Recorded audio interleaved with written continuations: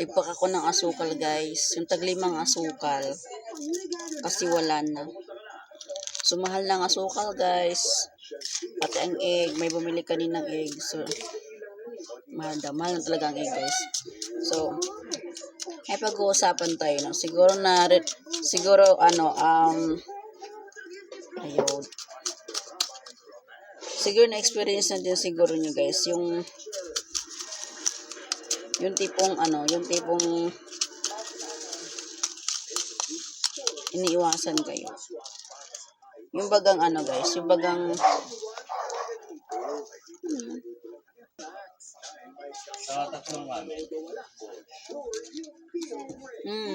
thank you. Yung bagang guys, yung tipong yung sa pagkain sa social media no. Yung tipong kaka-request lang ng friend request sa'yo tapos next week magulat ka na naka-unfriend ka na sa kanila no. So makikita mo dun sa wall mo, sa Facebook mo. So hindi ka na nila friend kasi naka-unfriend ka na pala. Yung tipong ganun guys, yung tipong gawa sila ng bagong account para hindi mahalata na ayaw ka nila maging friend. Di ba uso na yun ngayon guys. Nagagawa ng bagong account sa Facebook, lalo dun sa mga wala namang walang paking maggawa ng account pa. Yung bagang anytime po sila magawa ng account, magagawa nila yun. So, sila yung mga tao na ayaw nilang itag. Ayaw nilang itag sila sa mga post. Kasi may mga tao talagang sa mga post ko kasi guys, mga post ko sa Facebook. Nagtatag talaga ako. Siguro ayaw nila ng ganun. Pero okay lang po yun. Sa akin okay lang yun. Hindi naman ako nawalan, sila naman ang nawalan eh. Kasi yung mga post na yan, may knowledge din naman yan. Hindi ako nagpo-post ng kalokohan. Tsaka hindi ako natatag ng kalokohan din guys. So nasa tao na yan. Kung ikaw ngayon, nag-start pa lang sa negosyo, normal lang yan na maranasan mo guys. Lalo na sa mga client ko dyan sa TPC.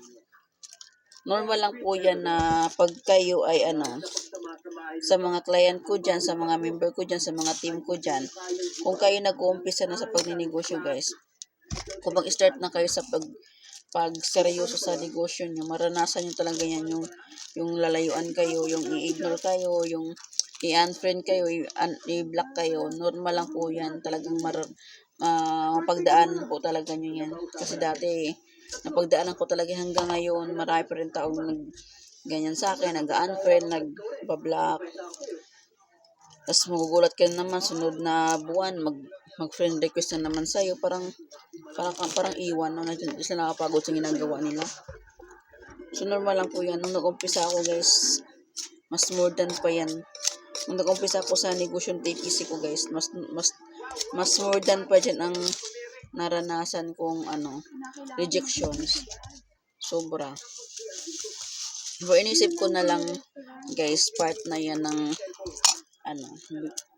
kasi guys, sa akin kasi, failure is not, because failure is part of success. It's an ingredients to become successful, yung failure. So, kailangan marunong ka din tumanggap ng kabiguan, marunong ka rin mag-accept the fact na lahat, accept the fact na hindi lahat ng tao na gustuhin yung gusto mo. So, dapat tanggapin natin yan. Hindi natin pwedeng mapilit yung tao na kung ayaw nila. So, huwag natin pilitin. So, kung dumating ka man sa puntong yan, na iiwasan ka, i-ignore ka, i-unfriend ka, i-block ka, so okay lang yan. Huwag kang nga panghinaan ng loob.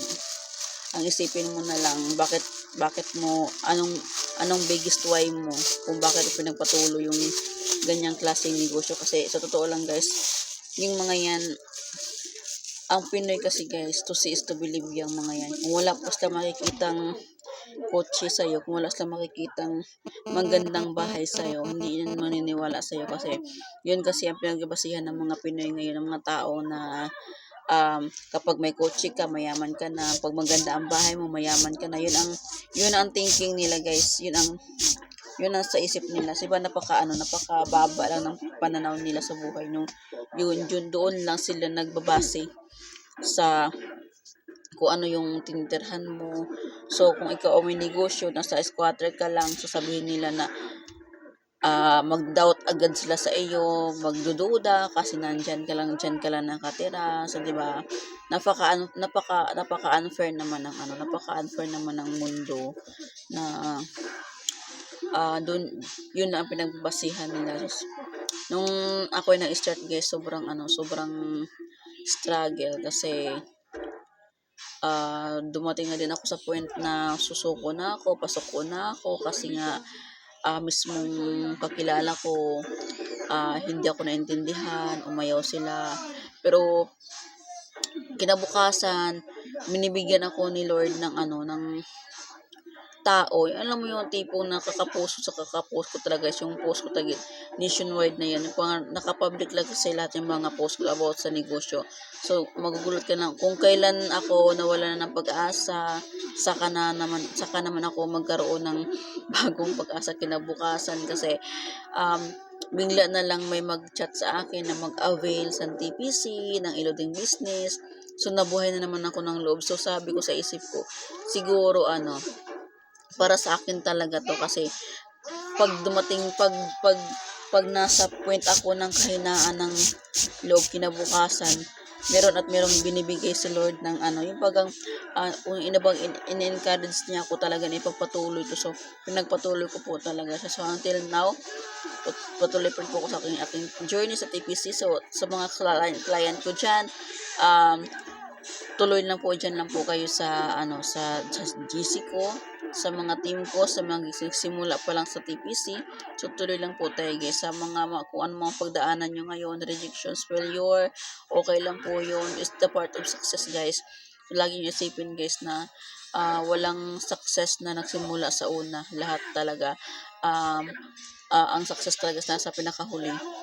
So, ang pinakaunang makuha mo dyan, guys, pag nagsisimula ka sa journey mo, sa pagiging seryoso, sa pagiging negosyante, guys, puro pa yan, kabiguan, puro pa yan kasakit.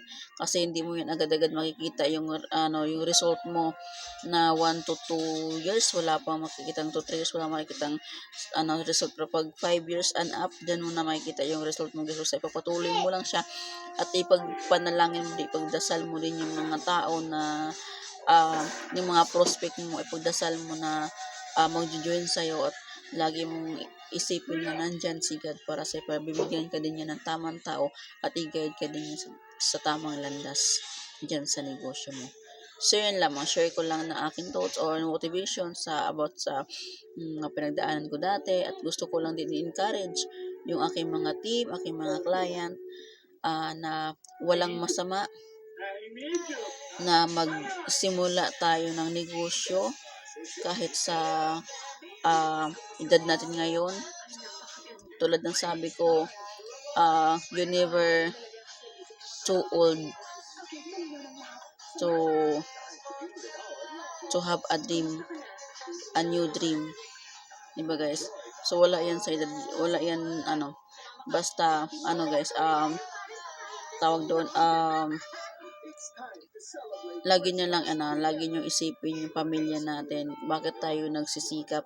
Kasi meron tayong pamilya, meron tayong monthly bills na dapat bayaran na. Dapat hindi tayo din nag-aasa sa ibang tao. So, dapat meron tayong sariling palo din, guys. So, ayun lang po, guys. Magandang gabi po talaga pala sa ating lahat po. Maraming salamat po sa inyong pakikinig, guys.